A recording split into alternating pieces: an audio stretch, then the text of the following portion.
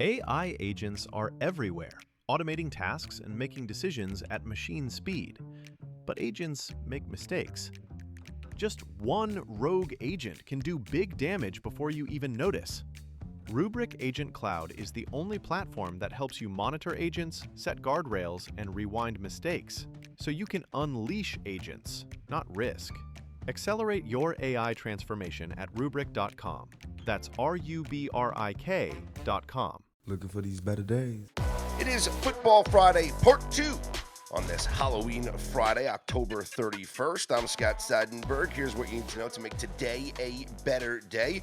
You know the drill by now, College Football Friday. That's what we do here. Part 2 of Football Friday is a college football conversation.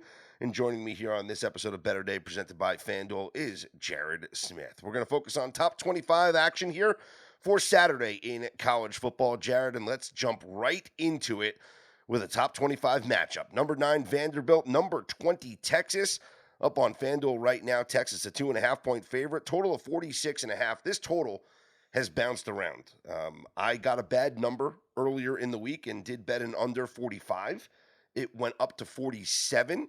I went back in on under 47, and it is now settled here at 46.5. We'll see where it gets by the time we get the kickoff coming up tomorrow on Saturday, but a lot of questions about Arch Manning's availability. The latest that we found out is he did practice, but he is listed as questionable as he is still going through the concussion protocol. What's your take on this side? What's your take on this total, regardless of the Arch Manning status? Yeah, I mean, I think the under makes sense. I do think the Texas offense, regardless of who plays, obviously Arch Manning has more of an upside, but I do think the Texas offensive line has been a struggle this year. Vanderbilt has shown you some explosive potential, but in recent weeks they have been a little bit more, 4 or 5 yards in a cloud of dust. I do think they're what they want to do is possess the football for long periods of time, play a very slow tempo, and just kind of drag you into the mud. I do think at their core, that's what this Vandy offense is. I do like Texas in the game, though, honestly. Even if Arch doesn't play, I do think Vandy at some point is going to give one back. Like, they've been kind of sleeping with Angels over the last few weeks. We saw what happened when they faced a physical defense in Bama. They really got handled. I do trust the Texas defense. So, if you could have gotten that under a field goal number earlier in the week, that's probably would have been beneficial. But if Arch plays, I'm assuming, we close over a field goal and maybe the total ticks up a little bit. Yeah, that's probably what's going to happen. You mentioned it. Vanderbilt wants to possess the ball. They one of the slowest paces of plays in the entire country here. And if it is Matthew Caldwell at quarterback, he did throw the game-winning pass last week, so Texas certainly knows what he's capable of. I just think the defenses have the edge here. And if you look at Texas, since they joined the SEC, they are 10-3 to the under in conference play. This feels like a lower scoring game. I'm going to go. Hopefully the total goes up again. But, I mean, listen, I'm already locked in. But if you can get the higher number you can get, the better here on this game. I didn't want to bet on a side. I just felt more comfortable thinking that this is going to be a low scoring game. Here's a game that is fascinating to me, Jared, because we've seen a lot of spread movement. And depending on the book, you're going to see all the variations of the numbers here. Number 1, Ohio State hosting Penn State. I gave out earlier in the week, and I bet Penn State plus 20.5. We have seen the number go down to 19.5. I saw that, I think John Ewing of BetMGM tweeted out that the number 1 most bet side or whatever this week is Ohio State minus 19.5. Up on FanDuel right now, Jared, it's 18.5 is the spread for this game. I think that this is way too disrespectful to Penn State. Way too many points to give Penn State here. I understand Drew Aller's out. Backup didn't look great last week at Kinnick playing against Iowa. Not many quarterbacks look great playing at Kinnick against Iowa. This is a game that should be lower scoring. I believe it's 8 of the last 10 times that Penn State and Ohio State have played, the game has gone under. This total is 44.5. Give me as many points as I can get in this game. When I tell you that the line in the summer between these two teams was 4. Now, I understand Penn State's had a terrible season. 20.5, Jared, 19.5, 18.5. listen, I don't want you to put your Penn State hat on. I want you to be objective here. What do you think about this line? It's definitely a little bit frothy. When I watch Ohio State's offense, I do like what I see. I think Julian Sayin is kind of flying under the radar right now, um, because there's been a lot of really good quarterback play across college football this year, especially in the SEC. But Julian Sayin in this Buckeyes offense, they love to run the RPO game. I think he's a very talented and experienced kid. He's got an absolute howitzer for an arm. And they've got elite weapons on the outside. They do a great job getting the tight ends involved too. Like I do think Sayin is like Ohio State's the best team in the country. I really do believe that. Does that mean they're going to win the national championship? We'll see. Matchups matter. I think Bama's got a shot to kind of sneak in there. I think Georgia too. We'll see if Indiana gives them a game in the Big Ten championship. But Julian Sayin leads the country in completion rate, 80%. I mean, he's completing 80% of his passes this year. Now the ADOT's pretty, small, short, I guess. At 8.5, which is kind of, average outside the top 50 nationally. So despite the fact that, Tate and Ennis and obviously Jeremiah Smith can beat you down the field, I think defenses have forced Ohio State to dink and dunk, that's the approach that I would take. I would back off the line of scrimmage. I'd play too deep, and I would make Julian Sayin complete 8, 9, 10 passes in a row, to score a touchdown. The offensive line, though, looks gettable. I think that's the one thing I noticed with Ohio State, especially the right side of the offensive line. You would expect Jim Knowles. Listen, I know it's been a really tough year for this Penn State defense. I've been incredibly disappointed with the scheme. The personnel is elite, but the scheme's been terrible. Maybe they pull out some tricks up their sleeve in this game. Right? Facing his former team, obviously emotions will be high. I do think that's the matchup that keeps Penn State in the game because let's be honest. The offense is atrocious. Yeah. So you need that Penn State defense, which has been good, not great this year, even though they were expected to be a top 5 unit. You need that Penn State defensive line. You need Sutton. You need Durant. You need those bigs up front to really give Ohio State's offensive line some trouble. And I think if you can disrupt things at the line of scrimmage and cause some havoc, I think you've got a shot to make a couple plays defensively, give your offense some short fields, and figure out a way to cross this number. Because let's be honest, with a total of 44.5 and a spread of 3 touchdowns, it 1 or 2 scores might get you there. 10, 14 points might get you there. So that's the hope. Am I going to take points with Penn State in this game? No, because that's more of a personal choice because of my fandom. But I do think there is a path if you can cause some disruption at the line of scrimmage for Penn State to stay in this game. Yeah, it's all the Penn State defense. It's all about, to me, it's the Penn State defense and it's the talent that's on the field. If you just look at, and a lot of people do it, when you can look at On3 talent rankings, you can look at a lot of different metrics out there. The talent on this field is not a 20-point spread. Okay, that's just the bottom line. The talent on this field is not a 20-point spread, there's just way too much being given to all the negativity surrounding Penn State in this one. Penn State's still 25th in net EPA per play, 35th in success rate this season. They should be able to keep this within 3 scores. Now, they might lose by 2 scores, but keep it within 3 scores here. Lose the game by 17 points, and I'm happy. All right, let's move on to a game here in the ACC. Number 10, Miami taking on SMU. Miami laying 10.5 on the road. Total here of 50.5. I don't know what to make of SMU after what we saw last week. Is this a spot where do they get up for playing Miami? Is this a dangerous spot here for Miami going on the road? Or is this a Miami team that is, looking to refocus like they did, beating up on Stanford last week and just ride the remainder of this season into a one-loss season? I kind of like Miami a little bit here. The one pushback I have right now, I do this every week, especially with college football, because I think you can make cases, especially at the top, for both sides of a game. I think you really need to, almost like a pro and con list, right? When you're making an important decision, you need to write down the things that are positive for one team to win and write down the things that are negative. The only negative that I can really find here for Miami in this matchup is it's their first road game, really outside the state of Florida, like really first big road game. And the trust issues you have with Mario Cristobal obviously matter more to me in a close game than in a blowout. Like, I think if Miami gets a big lead, I don't really worry about the coaching issues. It's more the tight sphincter syndrome in those tight games that I don't trust Mario Cristobal. We don't expect this to be tight based on the spread. I think Miami's defense still has some ceiling to reach. They're top 10 in pressure rate, but 70th in sacks. Something's off there, right? Maybe they're just not getting home. Maybe the offenses are doing a good job getting the ball out quick. But this Miami defensive line, which is elite, I mean, Bain, Mesidor, Blunt, Lightfoot, I mean, they will come after you. They haven't generated the sack numbers that an elite defensive line getting elite pressure should. Maybe that changes in this game because Kevin Jennings holds on to the ball a little bit too long, right? You go back and you analyze that Louisville loss. The one thing that Miller Moss did great in that game, lightning quick, 2.3 second time to throw rate. The ball was out in a blink of an eye.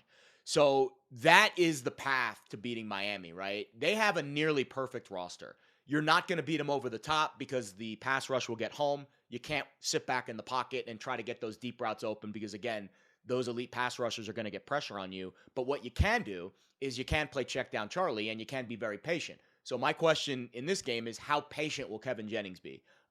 We've seen him at times be effective in that short, quick passing game. But I do think at his core, he's a guy that likes to sit back in the pocket, let routes develop, throw deep down the field, and if not, break, contain. I just don't think that's a viable path in this game. If Jennings is patient, and if those SMU receivers can find a way to get open, I think I see a path. Here's the problem. The SMU receivers are coming off their worst game of the year against Wake. Romello Brinson's their leading receiver. He's actually a Miami transfer, ironically enough, but at 6'2", not a huge physical specimen. Their other receiver, Jordan Hudson, 6'1". Their slot guy, Yamir Knight, 5'8". The Miami corners are all 6 foot and taller. So you're not going to be able to run these short, quick routes because I think Miami's going to press up on the line of scrimmage and take that away. Whereas Louisville did have a little bit more of an edge in that category. So I think Miami's got a big advantage in this game. If they're going to play bump and run man-to-man at the line of scrimmage, take away that short, quick stuff. Don't allow what Miller Moss did with Louisville a few weeks ago. And I think Miami's offensive line is going to wear down that SMU defense, and I think this will probably be a 2-score game after it's all said and done. All right, let's move on to we don't have to spend too much time on this game, but Indiana laying 21.5 right now up on FanDuel against Maryland. Like it's a lot of points to lay. I made this comp earlier in the week though. I feel like Curt Cignetti is the new James Franklin. Like he knows the number and he's running it up on teams. So that would be my hesitation to take the 21.5, but look, it's a home team here in Maryland. That's, I think it's their homecoming game. Like, you get excited about the number 2 team in the nation coming in. Like, 21.5 is just a lot here on the road to lay in a conference game. Yeah, you get excited about a homecoming game, and then it's 21-0 in the first half, and then all of a sudden, you just take the air right out of the building. I do agree on your comp about Cignetti being very close to James Franklin in that sense. I thought they were going to cover a couple weeks ago against Michigan State. They tried to. They kicked the field goal on 4th down. Maryland's defense is their strength, so maybe they can kind of hang in there. Their offense has been an absolute disaster this year. I think that's where Indiana's really got an edge. The one thing about Indiana, right, we think of them as an offensive team, and Mendoza deserves to be in the Heisman conversation, no doubt. But I actually think the reason that Indiana has a chance to win the college football playoff this year is they're much better defensively than you give them credit for. They're a little undersized. They take that personally. They play above their pay grade in terms of their size, their physical size. I love their scheme. I think their defensive line is quick. They run a lot of stunts. They run a lot of twists. They make things very difficult for you to run the ball. And Maryland hasn't really done a whole lot of that this year. They're dead. I think they're dead last in yards before contact, 134. What is there, 135 FBS teams? So they're right there in the dead last category in yards before contact. So I think that's where Indiana has the edge here. I think you shut down the run. You turn it into a one-dimensional game, right? You take a lead, and then all of a sudden you let that pass rush eat on the outside. So I've got Indiana by 20. Am I willing to lay 21.5? No, but I think they win this game pretty comfortably. Number 13, Texas Tech taking on Kansas State. Texas Tech a 7.5-point favorite in this matchup. You look at this rivalry. Kansas State has won 8 straight in this series. The last Texas Tech win came in 2015. Fun rivalry here because Kansas State's offensive coordinator is Matt Wells, the former head coach there. at Texas Tech, so there's definitely some familiarity. Baron Morton back at quarterback for Texas Tech. Perfect timing because Will Hammond, their other quarterback, is done for the season. So I do think the Texas Tech's offense opens up a little bit with Baron Morton back at quarterback. And for everything that we've said negatively about Kansas State this entire season, Jared, I think they've played pretty good lately. In their last 4 games, Avery Johnson's thrown for 9 touchdowns. He's rushed for 4. They scored 34 versus Baylor, 41 versus TCU, 42 versus Kansas. I think they're humming right now. I played the over, and the numbers gotten up a little bit. It's at 51.5, but I think this is a high-scoring game between these two teams. Yeah, I don't know what the weather situation is in the Little Apple. That's the one thing. Those games can be windy sometimes. That would be the Good only point. deterrent that I would have. But I've not. To be fair, I have not checked the weather report in Manhattan, Kansas, anytime in the last few days. I do like this Texas Tech offense a lot. I do. I think Kansas State's defense has definitely been susceptible this year. Yards before contact, they're outside the top 120. I think you've got a chance with Morton back. For them to be very aggressive in this game. I really, honestly, the Big 12's been a really tough handicap this year. Sure. BYU keeps winning games by the skin of their teeth. I was on Iowa State a couple weeks ago. I mean, that was a disaster. I think BYU they keep stacking wins right now. But you do look at Texas Tech's offense, and I think they've got the front foot in this game. So Kansas State needs it more in terms of the Big 12 and the bowl race. But I do think Texas Tech's the better team. That's why they're a touchdown plus road favorite. I like your overlook. I think if the weather's good and Avery Johnson's running it, I could see this game getting into the 30s for both teams. Yeah, nothing. Clear weather. Just a cool day there in Manhattan. 10-mile-an-hour winds at the most. I think it's setting up to be a high-scoring affair here. Let's talk about the world's largest outdoor cocktail party. We might get fined for saying that, but that's okay. We got to be politically correct these days. Number 5, Georgia and Florida in Jacksonville. Georgia, a 7.5-point favorite. Georgia, if you go look at the last 4 games in this series, Georgia's won all 4 by double digits. Like it hasn't been close. Like this has been dominated by Georgia here. All 4 of Florida's Power 4 losses have been by double digits. Right, the close loss to South Florida. South Florida's not a Power 4 conference team, and it's Florida coming off the bye with an interim coach now, and Billy Gonzalez. Like, do we think they get up and is this their Super Bowl here, going up against Georgia in Jacksonville? It is, right? And when you look at some of the advanced numbers, and I see our friends at CFB Graphs, Parker does a great job with that. I mean, they've got this game Georgia by 15, but the line's 7.5. So when the advanced numbers are significantly off from the market, you gotta ask yourself, like, what am I missing here? Mm-hmm. I think what you're potentially missing is the fact that Billy Napier just lost his touch, right? Lost his offensive touch. And when you put a new voice in the ear of the quarterback and a new voice in the locker room, it can spark a team, especially a college team where so much of it is momentum and so much of it is passion and fire and energy. So I could absolutely see Florida giving you a really solid effort in this game. I think the key here is, though, Georgia's offensive line against Florida's defensive line. To me, that's the one edge I can see Florida having here. Their defense played really well this year. Like, all the issues with the offense and, Lagway throwing picks, and it's like, what are you doing, DJ? Their defense has held up very well this year. So I think that's where you maybe have an edge in this game. You can get a lot of pressure on Gunnar Stockton, right? You play a little bit zone behind it. You take away those windows. We've seen Gunnar kind of be a little hesitant throwing into tight zone windows this year. And you make this a slugfest. You make this a slobber knocker type of game where your defense is trading blow for blow with their offense. And you just hope that DJ Lagway doesn't screw the pooch and make the big mistake. Georgia's defense hasn't been that impressive this year, frankly. So I think Dallas Wilson's a big playmaker that I would look to in this spot. Jaden Ball, also the running backs, had a really good year. I could absolutely see Florida competing in this game. But the fact that the advanced numbers are so far off from the actual spread, I can't take 7.5. Like, you either bet Georgia or you just wait and you hop in live. Yep. When it gets down to 7, I would certainly jump in on Georgia here. To get the better of the number.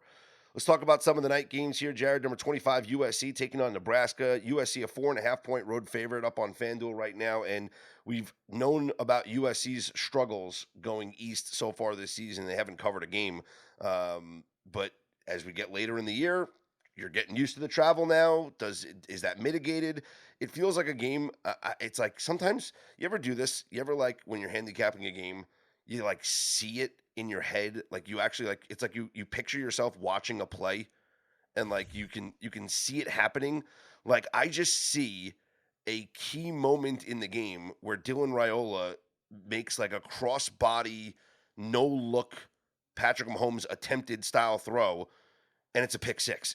Like I see him trying to do too much in this matchup, and it leads to a USC win and cover. Yeah, I could see that. Advanced numbers have USC as a slight favorite. I don't think I want to lay points on the road with them right now, especially traveling east. Although it's not that far east, Nebraska. Yeah. It's only like a 2.5 hour flight. But it's the Rocky Mountains that seem to be the trouble spot for these West Coast teams going east. Anytime you cross the Rockies, it does seem like in both directions. Even when the East Coast teams crossing the Rockies to the West Coast, it seems to be an issue in that direction too. I do not like this Nebraska offense at all. I just don't. I mean, this feels like an elimination game in the college football playoff. I think the winner of this game is very live to make the college football playoff. It's a bad matchup for Nebraska, though. I do think the USC offense has an edge here. Yards after contact in the run game is a huge edge for USC. In the pass game, we have not seen Nebraska generate pressure at a high rate. We've seen the scrambling be an issue as well. We know Mayaba's legs will be a factor. And he's the only quarterback in the country averaging over 10 yards per attempt. I mean, he's having a really good year. It's kind of flying under the radar. Yeah. Because, again, there's been so many other good quarterbacks in college football, and USC hasn't had that peak year that USC maybe is used to having. But they've had a really good season. I bet the over win total on them. I feel like this will be the deciding game. If they win this game, I'll feel pretty confident that they're going over that total. But this USC team to me is a juggernaut on offense, and I just don't think Nebraska can match them blow for blow. You mentioned college football playoff elimination game. Well, we have one right now. Might as well call this a college football playoff quarter second round game. Play-in game, whatever. Number 18 Oklahoma, number 14 Tennessee. Tennessee a 2.5-point favorite. High total here of 55.5. And I do firmly believe the loser of this game is out of the college football playoff race, and the winner has a very good chance to get into the college football playoff. I think if Tennessee wins, they will get in. I do.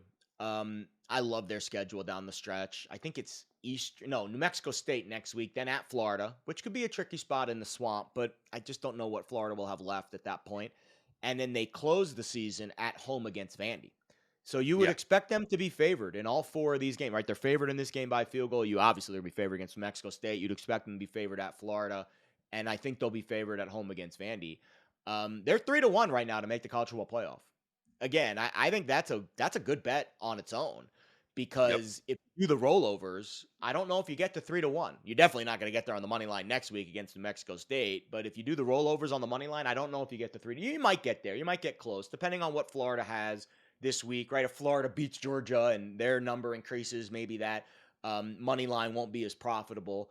But I don't know if you roll over a money line 3 times as a favorite. I don't know if you get to 3-1. So I think Tennessee on its own to make the college football playoff, if you think they're going to win this game, I think is a decent bet. The matchups do favor them. I think the key matchup here is, how does Tennessee's offensive line hold up against the Oklahoma defensive line? We know how much havoc Oklahoma creates, but when I watched the film this week because I did bet Tennessee in this game, so I dove into the film a little bit on Tennessee's offensive line, because to me that's the key matchup here. They've got a freshman right tackle, David Sanders, who was hurt to start the year. He's been playing the last few weeks, and man, has he come on strong. I think he is the key to this game. We know the left tackle, Lance Hurd, is their most experienced player. He's the left LSU transfer. He's been playing really well. The interior of the offensive line is also very young.